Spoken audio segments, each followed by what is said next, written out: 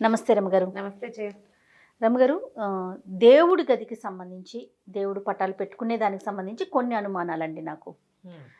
సాధారణంగా మనం ఇంట్లో దేవునికి సంబంధించి ఒక మందిరం ఉంటుంది, ఒక ఒక రూము మనం కేటాయిస్తాం.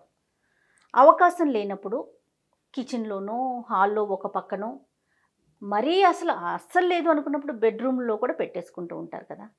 అసలు దేవుడికంటూ సపరేట్గా ఒక రూము ఉండాల్సిన పరిస్థితి ఉందా? అవకాశం లేనప్పుడు ఏంటి అసలు? భగవంతుడు సర్వాంతర్యామి, అన్ని చోట్ల ఉంటాడు. మనం ఏం చేస్తాం, మన బుద్ధి నిలవడానికి మనకు పూజకు ఒక స్థలం అని, ఈ దిక్కు అయితే బాగుంటుందని ఇక్కడ దేవుణ్ణి పెట్టుకుని అక్కడ మనకి అది కావాల్సింది. దానికోసం ఏం చేస్తాము, ఇంట్లోనే ఈశాన్య దిగ్భాగంలోకి వచ్చేలాగా ఒక గది ఏర్పాటు చేసుకుంటాం. గది ఏర్పాటు చేసుకోగలిగే వాళ్ళ పరిస్థితి అది. గది ఏర్పాటు చేసుకోలేని వాళ్ళు ఏం చేయగలుగుతారు? ఏం చేయలేకపోతారు. ఇప్పుడు ఇళ్ళు పెద్దవి, స్థలాలు పెద్దవి, అవకాశం ఉంది, పాతకాలపు ధోరణి ఉంది, అలా అనుకున్నప్పుడు దేవుడికో ప్రత్యేకంగా గది, సామాన్ల దేవుడి సామాన్లని అందులో పెట్టడం. మనకి ఇంట్లో ఏదైనా అశౌచము అశుచి ఇబ్బంది ఉన్నప్పుడు గత్తెలు వేసేసుకోవటం, అవి పెట్టుకునేవాళ్ళం ఇదివరకు. క్రమంగా ఇప్పుడు ఇటీవల కాలంలో కట్టే ఇళ్లల్లో కొంచెం ఇల్లు పెద్దదైతే దేవుడికి ఒక గది. సాధారణంగా 3 BHK 2 BHK ఇళ్ళు ఉన్నాయి ఇప్పుడు. 3 BHKలోను 3 Bలు, ఒక హెచ్, ఒక హాలు, ఒక కిచెను తప్పిస్తే ఇంకేం ఉండదు. అవును. ఈ ఉన్న గదుల్లోనే ఓ గదిని దేవుడికో, లేకపోతే గదుల్లో ఒక ర్యాక్ని, ఒక స్పేస్ని దేవుడికో పెట్టుకోగలుగుతాం.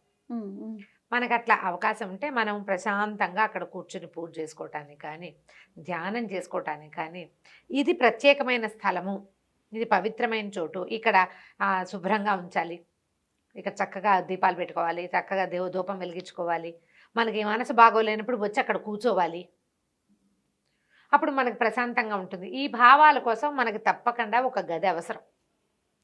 మానవ జీవితం ఎన్నో ఆటుపోట్లకు లోనవుతుంది. మనకి ఎక్కడో ఒక సేవలో ఒక ప్రశాంతత, ఒక ఓదార్పు కావాలి కదా. మనం గుళ్ళోకి వెళ్తాం, మామూలుగా గుడికి వెళ్తాం. మన ఇంట్లో కూడా అలా ఒక ప్రశాంతమైన ప్రదేశాన్ని ఏర్పరచుకుంటే మంచిదే, వెల్ అండ్ గుడ్. అవకాశం లేని వాళ్ళ పరిస్థితి ఏమిటి? ఇప్పుడు 3 BHK 2 BHK 1 BHK కాకుండా ఓన్లీ 1 రూమే ఉన్నవాడి పరిస్థితి ఏమిటి? అవును. అక్కడ కూడా మనం ఏం చేస్తాం, ఓ గోడకో దేవుడి పటమో, ఓ క్యాలెండరో, ఒక ఏదో పెట్టుకుని, లేదా ఓ చిన్న చెక్క కరెక్ట్గా ఆ ప్లేస్లో ఒకటి గోడ కొట్టి అక్కడ 2 దేవుడి పటాలు పెట్టుకుని ఏదో దీపం పెట్టుకుంటాం, డబ్బులు దాచే ముంత ఒకటి అక్కడ పెట్టుకుంటాం, ఏవో 4 వస్తువులు అక్కడ చేర్చుకుని అక్కడ దండం పెట్టుకునేందుకు ఒక పరిస్థితి ఏర్పరచుకుంటాం. సాధారణంగా ఇళ్లల్లో జరిగేది. ఇందులో ఏంటంటే వాళ్ళు ఎవరో చేశారని మనం చేయలేకపోతాం. మన అవకాశాన్ని బట్టే కదా. మనం ఏం చేస్తాం, చాప ఎంతవరకు ఉంటే అంత మటుకు కాళ్ళు చాపుకోవాలి, అంతేగా. మంచం ఉన్నంత వరకే కాళ్ళు చాపారు, ఇక వేరే దారి లేదు. అంతే కదా, ముడుచుకోవటమే. అంతే, ముడుచుకోవటమే. ఉన్న ప్లేస్లోనే ఏర్పరిచి పెట్టుకోవాలి, అంతే. దానికి ఎక్కువగా ఆలోచించాల్సిన అవసరం లేదు, దిగులు పడకూడదు అనుకుంటాను నేను. ఎందుకంటే ఇప్పుడు 2 బెడ్రూమ్లు, హాలు, కిచెన్ ఉన్నాయి అనుకుందాం. జనరల్గా చిన్న ఇల్లు. ఇప్పుడు హాల్లో గుమ్మంలోకి రాగానే చెప్పుల స్టాండో ఏమిటో ఉంటాయి, ఓ పక్కన పిల్లలకి పుస్తకాల ర్యాకులు ఏవో ఉంటాయి. ఇక్కడ దేవుణ్ణి పెట్టుకుందుకు వీలవ్వదు. 2 బెడ్రూమ్లో ఒకటి భార్యాభర్తల రూము, ఒకటి పిల్లల రూము అనుకో. మళ్ళీ ఇందులో పిల్లల రూమ్లో ఆడపిల్లలు కనుక ఉంటే ఏదైనా పీరియడ్స్ వస్తాయి, అదంతా చికా కనిపిస్తుంది. వంటింట్లో ఒక పక్కన పెట్టుకుంటారు. కిచెన్లో దేవుణ్ణి ఉండటం మనం చూస్తాం, సహజమే. వంటింట్లోనే ఓ పక్కన దేవుడికి ఒక గూడో, ఒక ఇదో ఓపెన్గా లేకుండానో. ఇప్పుడు ఈ ఇళ్లలో మడి మైలా పాటించకపోయినా దేవుడికి ఆ ప్లేస్ అని పెట్టుకున్నారు, అంతే. అంతే. ఇక అప్పుడు మడి మైలా ఉన్నా కూడా, ఇప్పుడు మైలు వచ్చినా కూడా వంటింట్లో ఉందనుకోండి, తిరగాల్సిందే కదా రమ్మగారు. తప్పదు కదా. అలాంటప్పుడు ఏం చేయొచ్చు, సూక్ష్మంలో మోక్షం. ఆ ర్యాక్కి ఒక తలుపు, అంతే. ఆ గూడుకు ఒక కర్టెన్ పెట్టుకోవటమే, అంతే. ఇంకా మరి కొన్ని విల్లాస్ చూసాను రమ్మగారు. కొన్ని విల్లాస్ చూసినప్పుడు విల్లా చాలా పెద్దది, ఇల్లు చాలా పెద్దదిగా అనిపిస్తుంది, అన్నీ చక్కగా అమర్చుకుంటారు. దేవుడికి వచ్చేసరికి చిన్న రూమ్ పెట్టుకుంటారు అమ్మగారు. నాకు అనిపిస్తుంది మనసులో, ఇంటికి సంబంధించి ఇంత చక్కగా పెట్టుకున్నారు కదా, దేవుడికి ఎందుకు ఇంత చిన్న రూమే పెట్టుకున్నారు, ఇంకొంచెం పెట్టుకుని ఉండుండొచ్చు కదా అనే భావన. వాళ్ళతో అడగలేము, బట్ అలాంటి భావన అనిపిస్తుంది. మనకి ముఖ్యం ఆయనే కదా. అయినా కూడా యాక్టివిటీ ఉండదు కదా, దేవుడు అక్కడ డాన్స్ చేయడు, యాక్టివిటీ ఉండదు కాబట్టి చిన్న ప్లేస్ పెట్టుకుంటారు. నువ్వు ఎక్కడైనా చూడు, పెద్ద రూము దేవుడికి ఉండదు. అవును రమ్మగారు. ఎందుకంటే ఆ దేవుడి గదిలో చేసేది ఏమిటి, యాక్టివిటీ మనది. మనం అక్కడ పడుకోము, భోజనాలు చెయ్యము, పదే అక్కడ కూర్చోము, నలుగురు కూర్చొని అక్కడ కూర్చొని కబుర్లు చెప్పుకోము. చిన్న ఉపయోగం దానికి ఏంటి, మనకి దేవుడికి ఒక ప్రత్యేకమైన ప్లేసు, మనం వెళ్ళి ఒకళ్ళో ఇద్దరో కూర్చుని పూజ చేసుకునేందుకు మాత్రమే కావాలి. ఈ విషయం నాకు ఎప్పుడు మీరు చెప్పిన విషయం ఎప్పుడు అనిపించిందంటే ఎక్కువ పటాలు పెట్టుకోక్కర్లేదు. చక్కగా మనకి ఎవరో ఇష్టదైవం 1-2 ఫోటోలు పెట్టుకొని తక్కువగా పూజ అంటే ఈ వస్తువులు తక్కువగా ఉంటే సరిపోతుందని ఒకసారి మీరే నాతో అంతే ఒక వీడియోలో చెప్పారు కదా. అప్పుడు అనిపించింది ఓహో అందుకనే చిన్న రూమ్ అయినా పర్వాలేదు అని వెళ్ళిపోయారేమో, అట్లా పెట్టుకున్నారేమో. పెద్దది పెడతావు, ఇదంతా నింపాలి, ఇన్ని పటాలు రోజు శుభ్రం చేయాలి, అది చేయాలి, ఇది చేయాలి. తర్వాత ఏమో వారా వీర అందరూ పట్టుకొచ్చి ఇస్తూ ఉంటారు, అవన్నీ వేరుస్తామా. పైగా ఈయనకో స్తోత్రం, ఆయనకో శ్లోకం, ఆవిడకొక అరటిపండు, ఈయనకొక బెల్లం ముక్క, ఇవన్నీ చెయ్యొద్దు. చేయకపోతే ఏమైపోతుందో అని భయం. అవును, అదో భయాలు. అవును. మా ఇంట్లో 4 దేవుళ్ళు ఉన్నారు, వినాయకుడికి ఇచ్చేసి, విష్ణుమూర్తికి ఇచ్చేసి, పార్వతీదేవికి ఇచ్చేసి, ఎన్ని చేస్తావు, నీకు అంత సమయం ఏది? అందరికీ కలిపి ఒక ప్రార్థన చేయలేం మనం. వినాయకుడికి వేరే స్తోత్రం ఉంది, వెంకటేశ్వర స్వామికి వేరే స్తోత్రం ఉంది, విష్ణుమూర్తికి ఒక స్తోత్రం ఉంది. నా మటుకు నేను కూడా విష్ణుమూర్తికి వేరు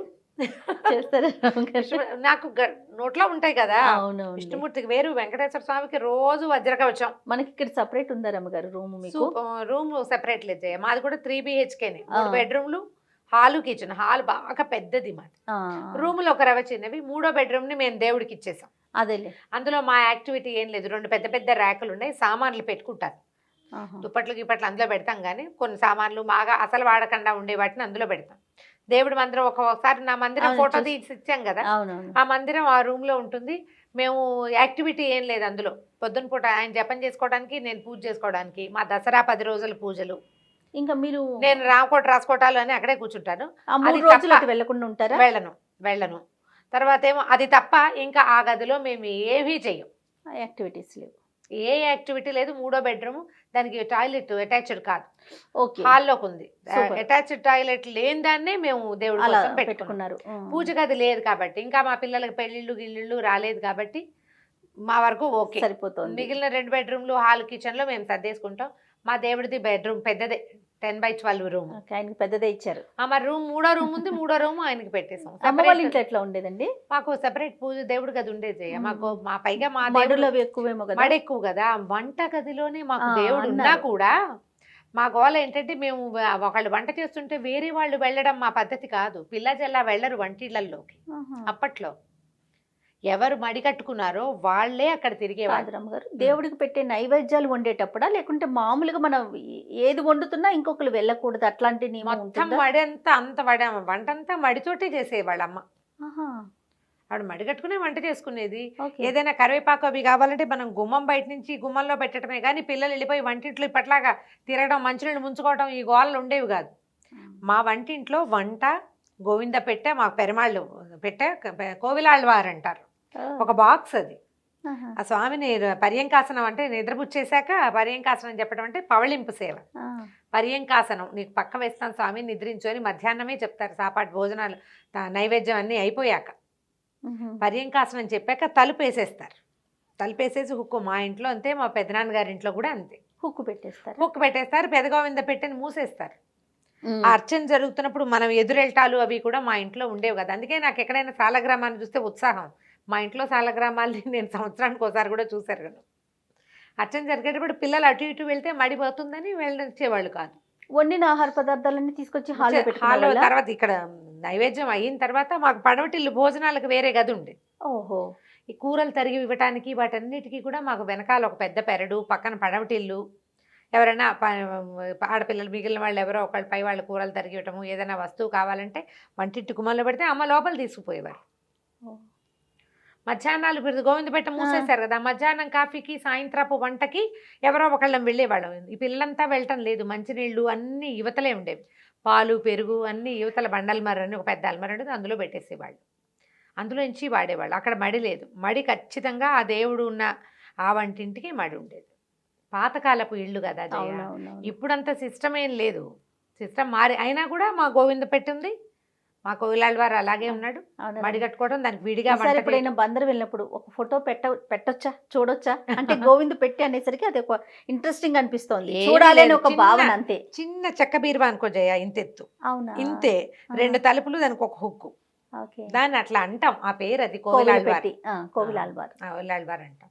ఇప్పుడు మనం కూడా దాన్ని అరేంజ్ చేసుకోవచ్చు. ఇప్పుడు మనకు హాల్ ఉంది, అవునవును. హాల్లో ఒక ర్యాక్ని దేవుడికి కేటాయించేసుకో, ఆ, దానికి తలుపేసేసేయండి.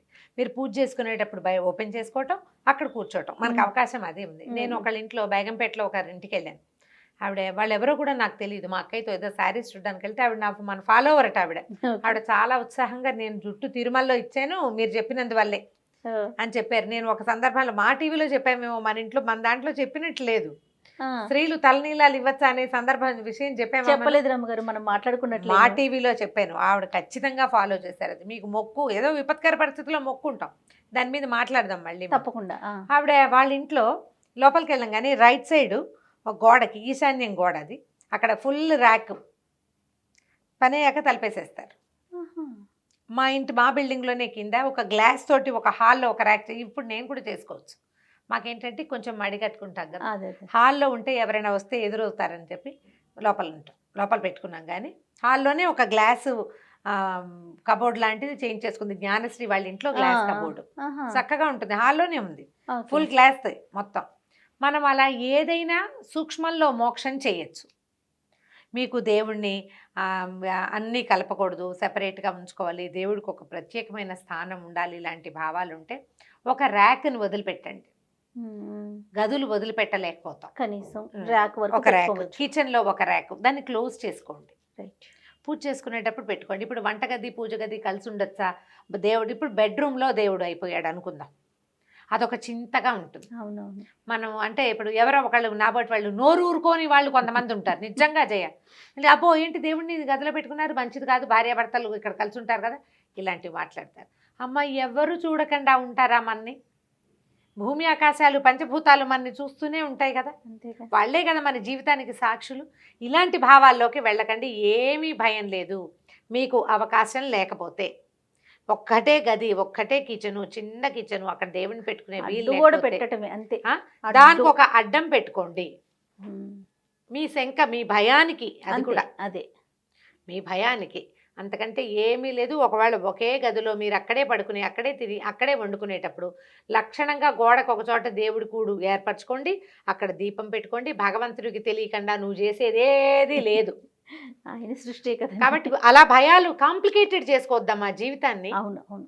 అలా ఎలా వచ్చిన వాళ్ళు నోరు ఊరుకోని వాళ్ళు ఇవన్నీ మాట్లాడతారు. నోళ్ళు కట్టేసుకోండి, కుట్టేసుకోండి, అక్కర్లేని మాటలు మాట్లాడారు. విన్నాను రమ్మగారు, వంటగదిలో పెట్టుకున్నారనుకోండి, అక్కడే నాన్ వెజ్ వండుకుంటారు కదా, మరి వంటగదిలో దేవుణ్ణి ఎలా పెడతారు? నాన్ వెజ్ నువ్వే పుట్టించావా? ఈ ప్రశ్న కూడా వస్తుంది. నాన్ వెజ్ ఎవరు పుట్టించారు? నిన్ను పుట్టించిన వాడే కాదు, అంతే కదా, దాన్ని నీకు ఆహారంగా వాడే కాదు చేశాడు. నియమం పెట్టుకో, ఏదైనా ఒకటి, ఈరోజు తినం, ఈరోజు చెయ్యం అని పెట్టుకోండి. ఆ నియమ పాలన చేయండి అమ్మా. పదే పదే ఇదే మాట చెప్పుకుంటాం మనం. అవును రమ్మగారు. ఇప్పుడు దేవుడికి పక్కన గూడుంది, గూడుని మాత్రం కవర్ చేసి పెట్టుకోండి, మీకు శంక లేకుండా, భయం లేకుండా ఉంటుంది. అంత మంచి ఏమీ లేదమ్మా. భగవత్ సేవ చేసుకోవటం, ఏదో రకంగా దేవుణ్ణి తలుచుకోవటం, దేవుడి కోసం ఇది అని పెట్టుకున్నావు చూడు ఒకటి బుద్ధిలో, అది నీ గెలుపు అంతే. మిగిలినవన్నీ కాంప్లికేషన్స్ లైఫ్లో వచ్చేవి. ఆయనకు ఒక ప్లేస్ ఇచ్చావు, ఒక సమయం ఇచ్చావు, ఒక పద్ధతి పెట్టుకున్నావు, చాలు, దాన్ని వదిలిపెట్టబోక. నేను ఒక చిన్న విషయం చెప్తాను, సందర్భం కాదు కానీ ఈరోజు మార్నింగే ప్రకాష్ నాకు ఒక కొటేషన్ చూపించారండి, రామకృష్ణ పరమహంసది, పిలిచి మరీ చూపించారనమాట. ఉపవాసం ఉండి భోజనం కోసం ఆలోచించటం కన్నా భోజనం చేసి భగవంతుణ్ణి ప్రార్థించు. బాగుందిగా, అనిపించింది నాకు. అంతే, అట్లా అంతే కదా రమ్మగారు. ఏవేవో పెట్టేసుకుని ఆలోచించి ముందు చేయాలా, వెనక చేయాలా, ముందు చేస్తే ఏమవుతుంది, వెనక చేస్తే ఏమవుతుంది. మీ ఇంట్లో దేవుడు కూడా ఉంటుంది, ఏదో అత్తగారింట్లో ఉంది, పెట్టుకో, వంటింట్లోనే పెట్టుకో, బెడ్రూమ్లోనే పెట్టుకో, హాల్లో. ఇప్పుడు ఇంకెక్కడైనా అవకాశం ఉన్నా తీసుకెళ్లి బెడ్రూమ్లో పెట్టుకోమని చెప్పలేదు, ఇది నోట్ పాయింట్.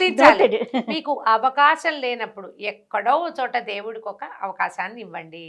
ఒక్క చోట ప్రార్థన, అక్కడ ఒక్క 2 నిమిషాలు నిలబడి దండం పెట్టుకుంది. బయటకు వెళ్ళేటప్పుడు పిల్లలు దండం పెట్టుకునేందుకు, నువ్వు దండం పెట్టుకునేందుకు, ఒక అగరత్తు పుల్ల వెలిగించి పెట్టుకునేందుకు అవకాశాన్ని తీసుకో. అప్పుడు భగవంతుడు నీ యందు ఉంటాడు, నీతో ఉంటాడు. నమస్తే రమ్మగారు. నమస్తే.